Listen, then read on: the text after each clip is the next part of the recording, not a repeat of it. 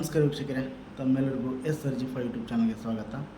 ಇವತ್ತು ನಾವು ಕೃಷಿ ಚಟುವಟಿಕೆಗೆ 10 HP ಬಳಸುತ್ತಿರುವ 10 HP ಪಂಪ್ ಸೆಟ್ ಬಳಸುತ್ತಿರುವ ರೈತರು ಯಾರು ಇರ್ತಾರೋ ಅವರು ಆಧಾರ್ ಕಾರ್ಡ್ ಲಿಂಕ್ ಮಾಡೋದ್ರ ಬಗ್ಗೆ ಮಾತಾಡ್ತಾ ಇದ್ದೀವಿ. ಕರ್ನಾಟಕದ ವಿದ್ಯುತ್ ನಿಗಮ ಮಂಡಳಿಯವರು ರಾಜ್ಯದ ಎಲ್ಲ ವಿದ್ಯುತ್ ಸರಬರಾಜು ಕಂಪನಿ ಏನಿದಾವೆ ನೋಡ್ರಿ, ಅವ್ರಿಗೆ ಒಂದು ಆದೇಶ ಹೊರಡಿಸಿದ್ದಾರೆ.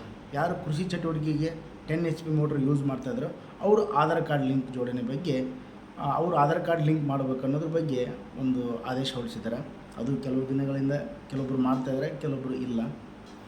ಇದು ಆಧಾರ್ ಕಾರ್ಡ್ ಲಿಂಕ್ ಮಾಡೋ ಉದ್ದೇಶ, ಆಧಾರ್ ಕಾರ್ಡ್ ಅಂತಂದ್ರೆ ಏನಪ್ಪ, ಆಧಾರ್ ಕಾರ್ಡು ಮತ್ತು ಪಂಪ್ ಸೆಟ್ಗಳಿಗೆ RR ನಂಬರ್ ಇರ್ತೈತಿ, ಪಂಪ್ ಸೆಟ್ಗಳಿಗೆ RR ನಂಬರ್ ಇರ್ತೈತಿ, ಆ ಲಿಂಕನ್ನು ಜೋಡಣೆ ಮಾಡೋದು.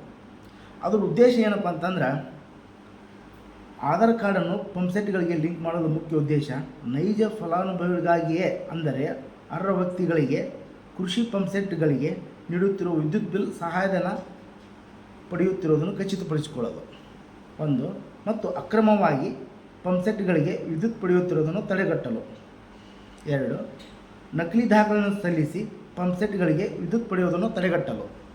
ಈ ಮೂರು ಅಂಶ ಗಮನದಲ್ಲಿಟ್ಟುಕೊಂಡು ಕೃಷಿ ಪಂಪ್ ಸೆಟ್ಗಳಿಗೆ ಆಧಾರ್ ಕಾರ್ಡ್ ಲಿಂಕ್ ಮಾಡಲು ಆದೇಶ ಹೊರಡಿಸಿದ್ದಾರೆ ಯಾರು, ಕರ್ನಾಟಕ ವಿದ್ಯುತ್ ನಿಗಮ ಮಂಡಳಿಯವರು. ಇನ್ನೊಂದು ಏನಪ್ಪ ಅಂತಂದ್ರೆ, ಇದಕ್ಕೆ ದಾಖಲೆಗಳು ಏನು ಬೇಕು, ಏನಪ್ಪ ಡಾಕ್ಯುಮೆಂಟ್ಸ್ ಏನು ಬೇಕಪ್ಪ ಅಂತಂದ್ರೆ, ಪಹಣಿ ಪತ್ರ, ಇಲ್ಲಿ ಬೆಂಗಳೂರು ಸೈಡೆಲ್ಲ ಪಹಣಿ ಪತ್ರ ಅಂತಾರೆ, ನಮ್ಮ ಕಡೆ ಉತ್ತಾರ ಅಂತೀವಿ ನಾವು, ಹೊಲದ ಉತ್ತಾರ. ಇನ್ನೊಂದು ಕೃಷಿ ಸಂಬಂಧಪಟ್ಟಂಥ ಈಗ ಅರ್ಜಿದಾರ ಯಾರು ಇರ್ತಾರೆ ನೋಡ್ರಿ, ಹೊಲದ ಓನರ್ ಅರ್ಜಿದಾರ ಯಾರು ಇರ್ತಾರೆ ಅವರೊಂದು ಆಧಾರ್ ಕಾರ್ಡ್ ಜೆರಾಕ್ಸು ಮತ್ತು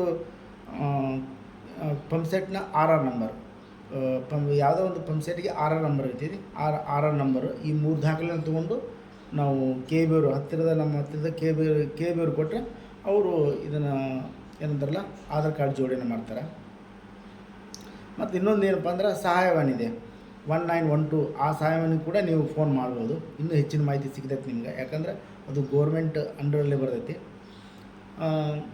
ಈ ಒಂದು ಆಧಾರ್ ಕಾರ್ಡ್ ಲಿಂಕ್ ಜೋಡಣೆ ಮಾಡೋದಿದೆಯಲ್ಲ ಕೃಷಿ ಪಂಪ್ ಸೆಟ್ಗಳಿಗೆ, ಅದು ಏನಪ್ಪ ಅಂತಂದರೆ ಅದರ ಅನುಕೂಲ ಅನಾನುಕೂಲ ನಮಗೂ ಅಷ್ಟೊಂದು ಗೊತ್ತಿಲ್ಲ. ಯಾಕಂದರೆ ನಾವು ಕೂಡ ರೈತರು, ನಮಗೂ ಅದರ ಅನುಕೂಲ ಏನಿದೆ ಅದನ್ನು ಮಾಡಿಸ್ಕೊಳ್ಳೋದ್ರಿಂದ ಅನಾನುಕೂಲ ಏನಿದೆ ಅನ್ನೋದ್ರ ಬಗ್ಗೆ ನಾವು ಯಾರೋ ಹಿರಿಯ ಅಧಿಕಾರಿಗಳು ಇರ್ತಾರಲ್ಲ, ಕೃಷಿ ತಜ್ಞರು, ಅವ್ರನ್ನ ಸಂದರ್ಶನ ಮಾಡಿದರೆ ಗೊತ್ತಾಗುತ್ತೆ ರೈತ ಬಂದವರೆ. ನಾವು ಏನೋ ಒಂದೊಂದು ಸುಳ್ಳು ಹೇಳೋದು ಹಂಗಾಗುತ್ತೆ ಹಿಂಗಾಗುತ್ತೆ ಅಂತಂದು, ಯಾಕಂತಂದರೆ ಎಲ್ಲ ಪೂರ್ತಿ ತಿಳ್ಕೊಂಬಿಟ್ಟೆ ನಿಮಗೆ ಮತ್ತೆ ಮುಂದಿನ ವಿಡಿಯೋದಲ್ಲಿ ಅದನ್ನು ತಿಳಿಸ್ತೀನಿ.